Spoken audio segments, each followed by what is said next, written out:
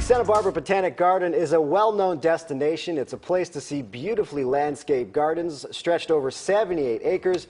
And if you want your garden to look at least similar, now's your chance. And for more, we turn to Betsy Collins, Director of Horticulture at the Santa Barbara Botanic Garden. Thank you very much for joining us. So first, tell us about the plant sale.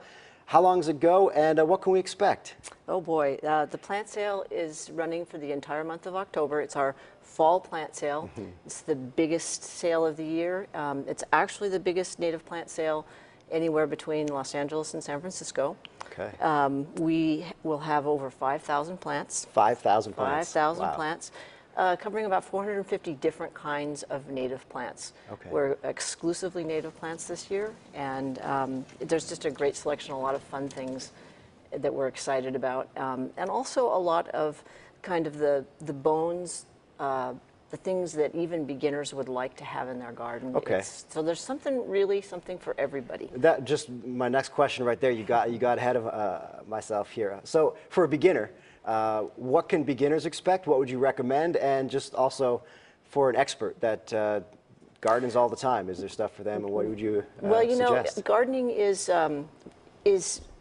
particular to the place that you're gardening, and so I will say that we will, the staff will be out in force, so people can come and get information from our great nursery manager, who's Bruce Reed. But there are a few things that every garden should have in them. Every single garden should have some native salvias in it. They should have carpenteria. If they have space, they should have Matilla hot poppy.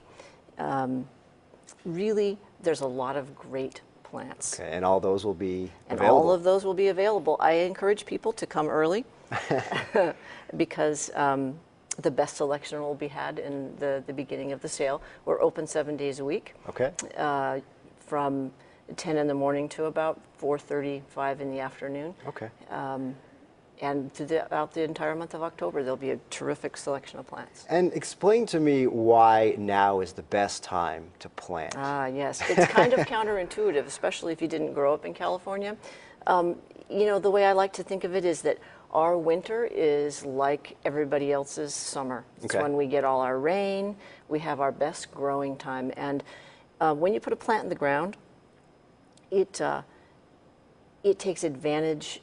It grows, its roots grow before its top grows. And so we want to put plants in the ground when we're just before we're expecting our fall and winter rains. Okay. Get those plants established, give them the most time to get established before our hot, dry, basically our winter. When It allows the roots to get established Right. before the top Right, grows. so that Okay. they will require less water going forward. Although any plant that you plant, especially from a gallon or a larger size pot, will need some supplemental water for the first year. Okay. And how important is the plant sale to keep the operation of the garden going? It's one of our biggest fundraisers of the year. It's also one of our most beloved fundraisers.